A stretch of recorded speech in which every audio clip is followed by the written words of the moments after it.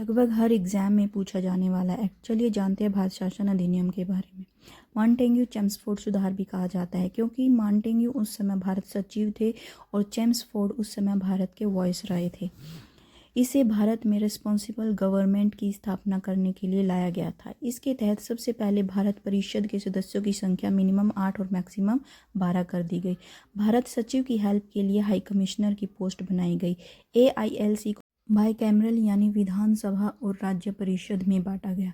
केंद्र से प्रांतों को कुछ सब्जेक्ट ट्रांसफर किए गए जिन्हें 2 भागों में बांटा गया, रिजर्व्ड और ट्रांसफर्ड। रिजर्व्ड सब्जेक्ट गवर्नर के अंडर थे और ट्रांसफर्ड इंडियन मिनिस्टर के। रिजर्व में पुलिस, जस्टिस, फाइनेंस और रेवेन्यू को रखा गया, जबकि ट्रांसफ़र में एजुकेशन, हेल्थ और लोकल गवर्नमेंट को रखा गया।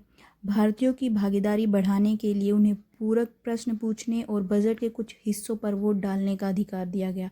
प्रांतों में डायरकी लागू की गई।